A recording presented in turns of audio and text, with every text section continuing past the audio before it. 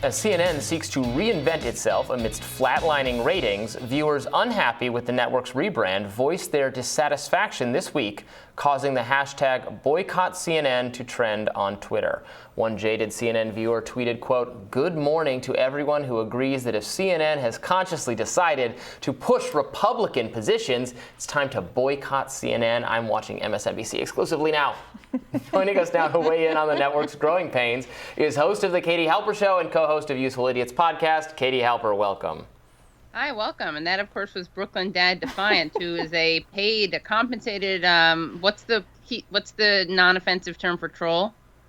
Bot, shill. Bot, shill. Was that that was Russia? Commentator? Were you hearing directly from Russia itself there? To tell me that? I as the Russia shill? Yes, yeah. But who did he work for? Some DNC affiliated organization. That's an interesting one to. Yeah, he's a prolific tweeter, and that's part of what makes the posture of this so interesting. Oh, this is the Brooklyn Dad. I have seen this one. It's aggressively resistancy. Yes. Anti. So cringe. Like it's enjoyable and entertaining. Major left punching. Not really good at paying child support either.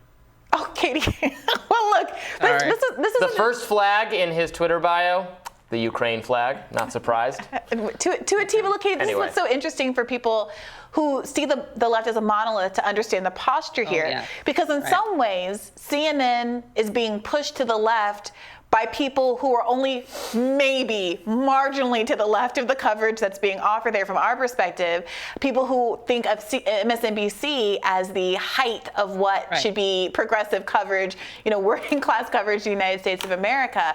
So how should people who are, I think, more sincerely invested in having more representative coverage, how should we approach this? Is this a boon for the left, or ultimately just a call for CNN to go back into the same silo that MSNBC is in?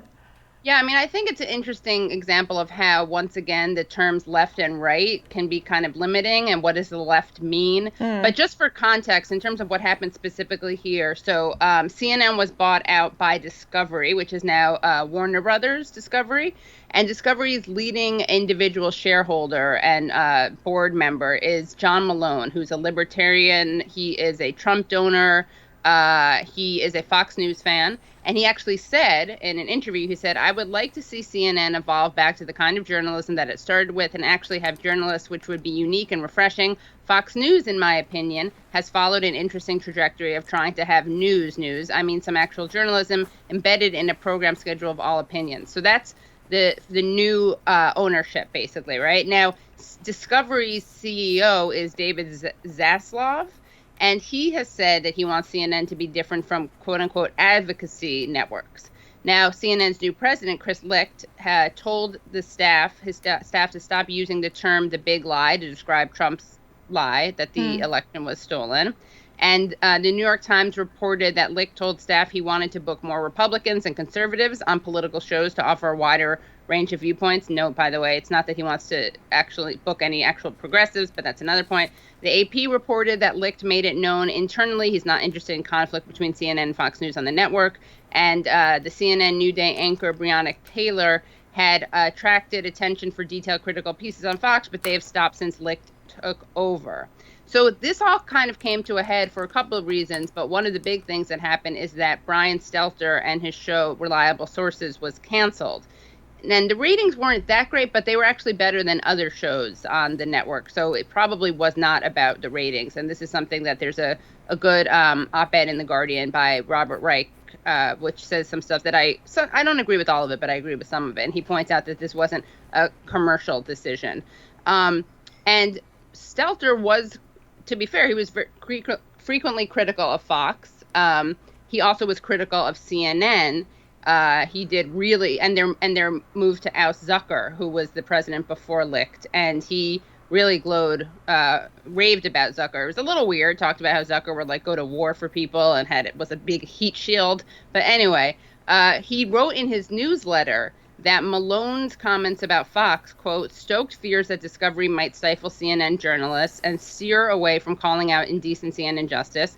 And he said, the people who say that the Zucker-era CNN was lacking in real journalism clearly were not watching CNN directly. My best guess is that they were watching talking heads and reading columnists complaining columnists complained about CNN. And yes, I'm including John Malone in this. So he was, I mean, that was a little risky. And I admire that he said that and that he was critical of the people who were basically the new bosses of the network.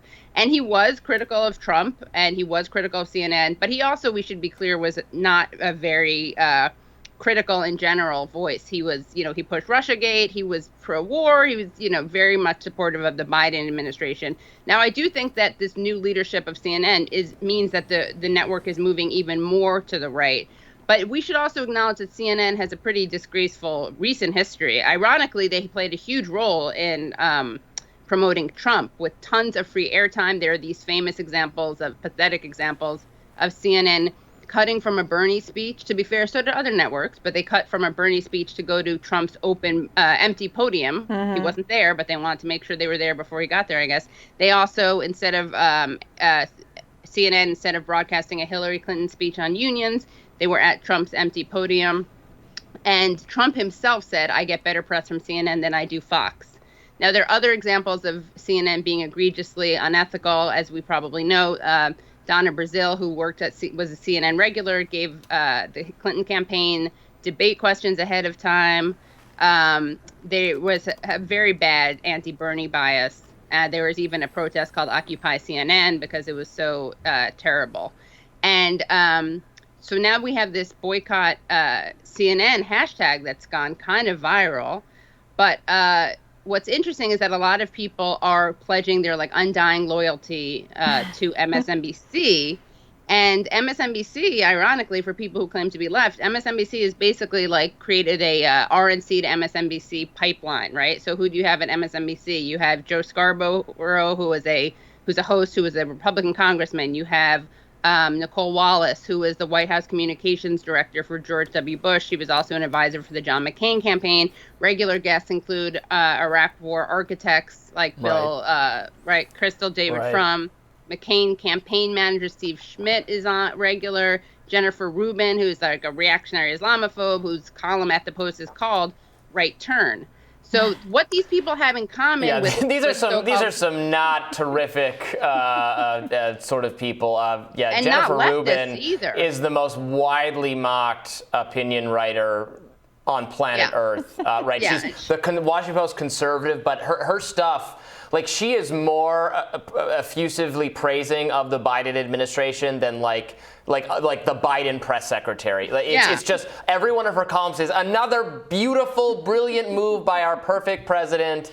It's truly incredible stuff. And obviously, and then Steve Schmidt, compromised by the Lincoln Project grift, all that. Right. Something serially rewarded on MSNBC primarily. I think they're more on MSNBC than anywhere else.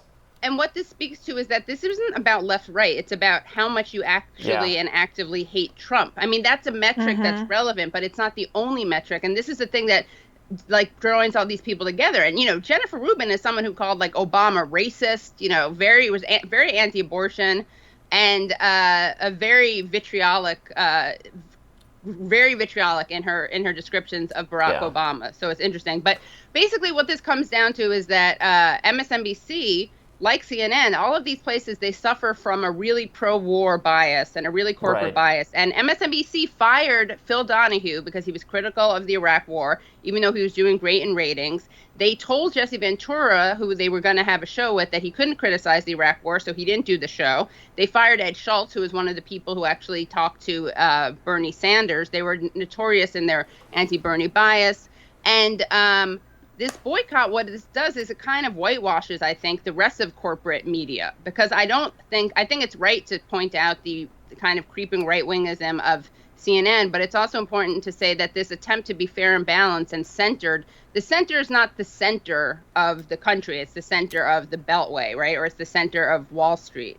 Well, and there's a center. I think there's a center sometimes on balance, but there's different. There's a social and kind of cultural left or progressive viewpoint that is very well represented on MSNBC and to some extent CNN because of the kind of cultural circles of the people who are on it, which is not at all the same as an economic left or a foreign policy left. Right, exactly. It's just or totally. Even center, I understand that these are different things because I'm in conversation with you guys all the time.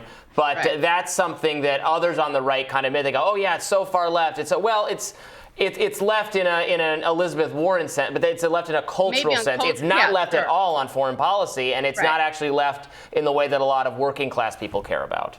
Right. It's not economically left. It's not economically even centrist, I would say. And it's not foreign policy left. It's not even foreign policy centrist. And that is the danger of this thing, is that making it look like CNN is exceptionally right wing really obfuscates the way that the alleged center is distorted.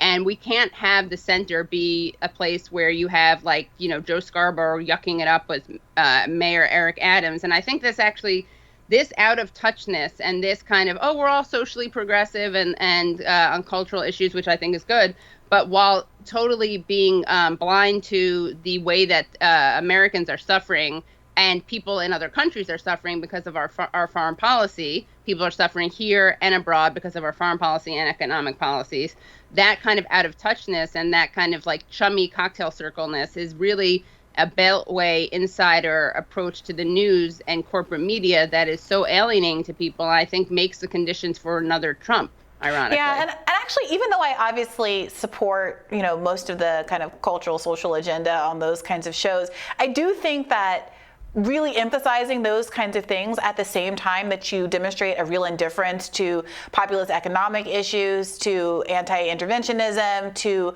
a lot of these, I think, bedrock left issues, causes people to think you're uncredible and then resent the interests that are being represented by the cultural conversation and feeling like, well, it's a zero-sum game. Obviously, you couldn't possibly care about my issues if all you want to do is talk about, you know, black people or gay people or whatever it is. And it ends up actually hurting the interest of historically marginalized groups. But that's because they're presenting those things as mutually exclusive as opposed to part of the same struggle. And instead of presenting, like, really what we're seeing is not identity politics, it's the weaponization of identity politics. And these people pretend that things like economic justice are not racial justice issues.